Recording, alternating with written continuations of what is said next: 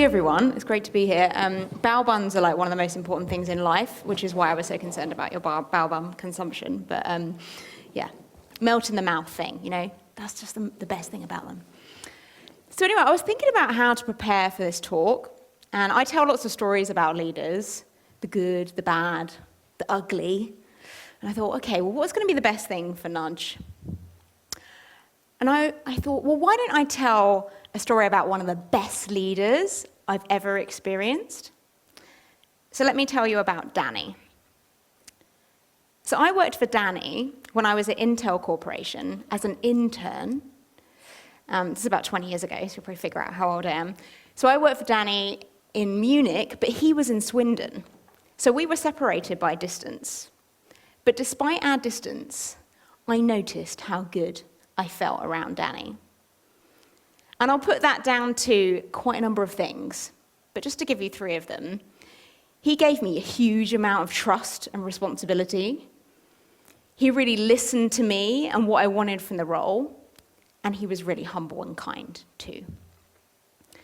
And he was so many of these good things that I actually went back to work for him quite a few years later, this time in Swindon. A little bit less glamorous than Munich, less Weiss beer, that type of thing. But anyway, Danny and I were back together. And at this point, this only stepped up. I had more autonomy, more control.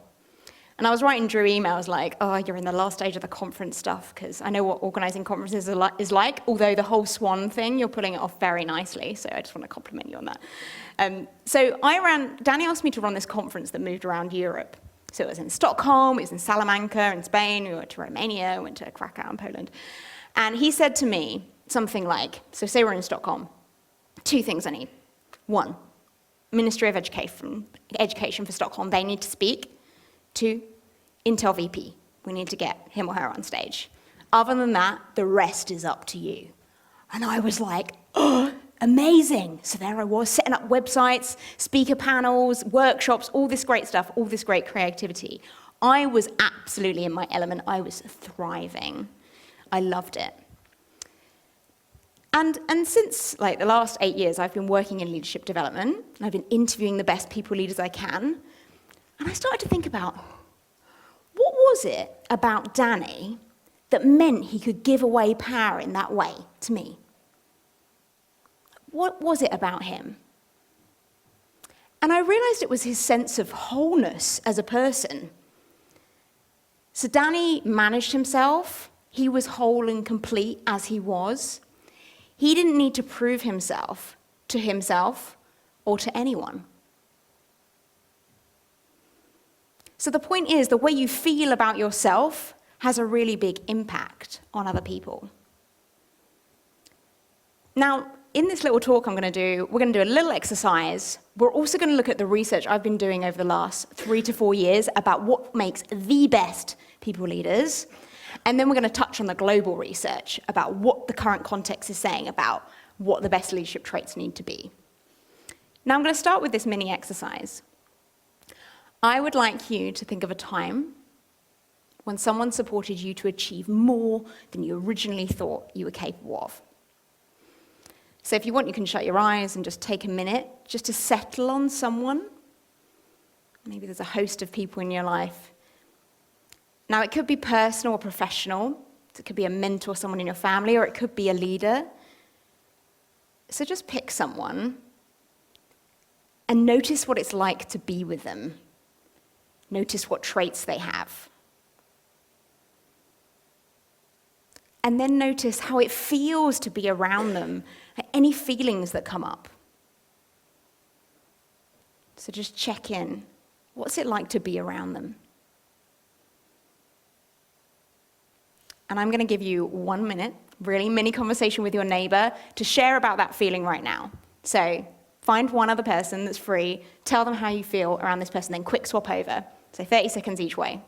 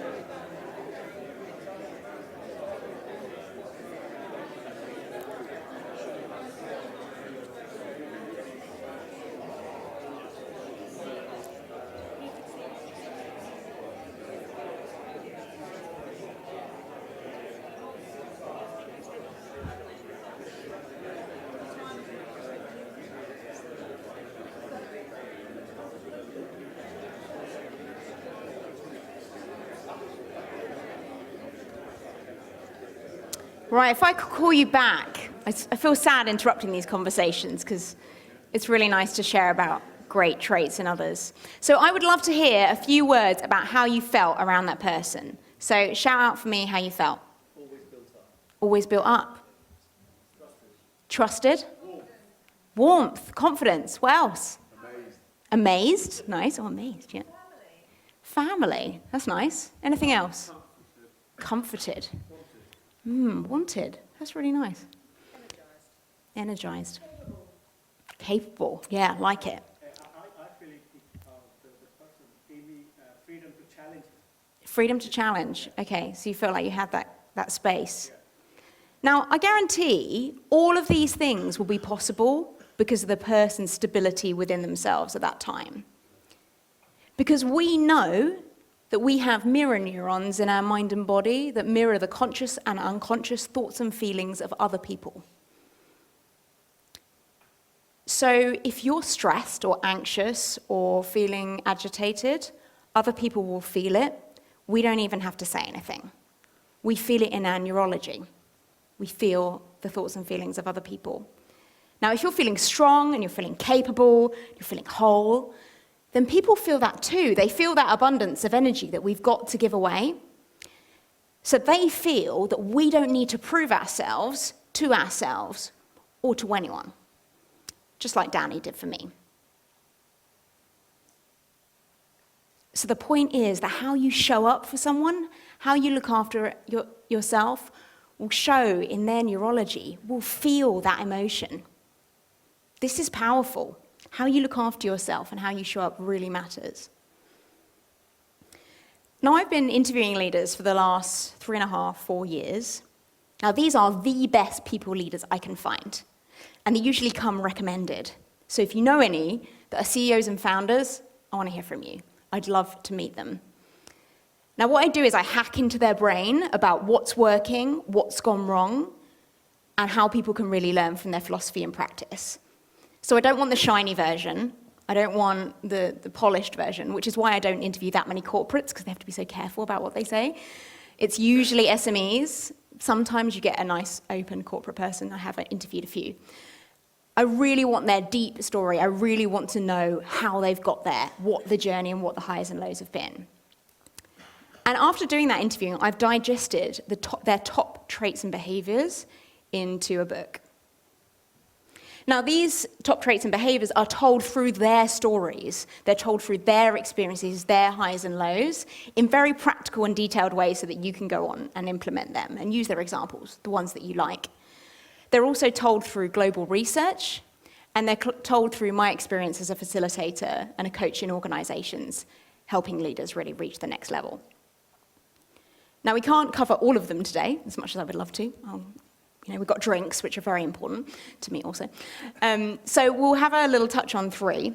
We've mentioned a bit about self-management and how we look after ourselves, how we look after our mood really matters. It really affects other people. The second key one is intention. This is about developing a clear, positive intention for the people that work for you. So unless you're going to fire them, which you're entitled to do, then you need to look at them like they're amazing. You need to show them that they have huge capacity. And you might need to dig deep to do that, because they might have had some poor behavior in the past. There might have been some poor performance. I don't know. But if you're going to give them a chance, you need to look at them like they believe, despite what's happened, they can do it. They can really go on to do great things. Now, to give you an example, I interviewed this was a corporate one actually, a guy called Andy from PwC. He's a partner at PwC, Andy Woodfield. I'm a big fan.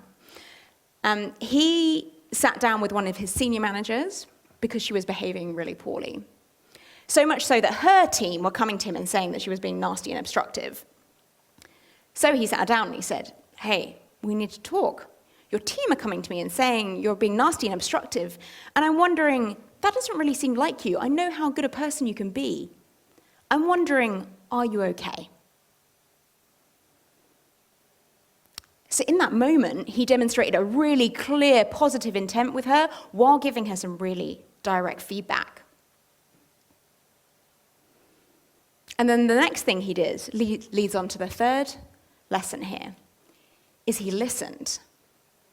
He asked her if she was okay. And when he did that, he paused, and she broke down. There was a whole load of stuff that was going on personally, and she explained it all. And overnight, her behavior changed. So the point is that the way you show up for them, the way you show that strong intention will be felt by the other person. And then you need to listen, especially if there's poor behavior going on. Now, another really good example of someone in an organization who's a great listener is a guy called Lee Timbrell. He works for Specsavers as a GM for their manufacturing and distribution division. So he looks after about 750 people. Now, he was brought in, he was moved internally to deal with some poor-ish employee engagement. So poor for them was low 6 point somethings out of 10. And they were like, Lee, you need to come in and sort this out. You've done this at other areas. We need to move you here. And how did he do that? How did he sort out low employee engagement? It's been a big theme today. I really think that if there's one theme that's come out strongly for me, it's listening. He sat down with cross-sections of the company, 20 people at a time, and listened about what was going wrong for them. And he said it was brutal. He said it was like falling, he described it as falling on his sword. And he said we needed to do it without defense. We could not be defending ourselves. We needed to listen openly, honestly. And he didn't just listen once, they iterated, they went back, and they listened again. And within 1 year, those scores had gone up to 8.9 out of 10.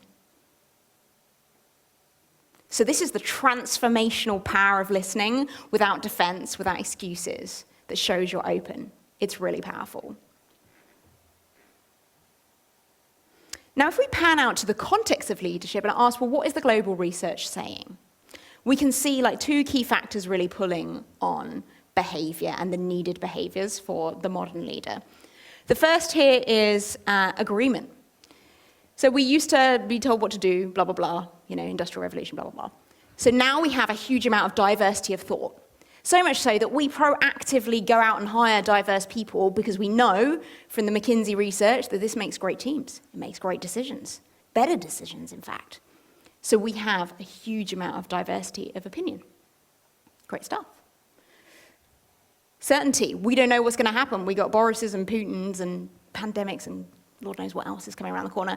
So we have a very unpredictable world. I don't need to tell you this.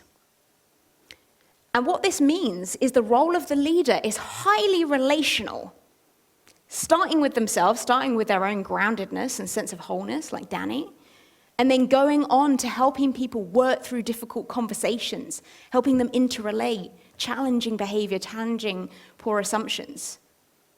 The relational leader is what we need. This is the biggest capacity that we need to be able to hone in leaders. Now, the other key thing that's happening, which you'll be only too aware of, is the amount of stimuli that's going on. So I don't know about you, but there's WhatsApp, phone, and there's Slack, and email, and Teams, and I'm constantly silencing things just so they don't have to take over my life. We're overstimulated. We need to manage that. And the second thing is scrutiny. Leaders are very exposed. We need to watch as leaders, we really need to watch how we behave because people are watching. They want to know what you think about big global issues. They're watching how you deal with that difficult situation. They will not tolerate average to poor behavior. So how you look after yourself, then how you interrelate becomes the foundational way of becoming a next level leader.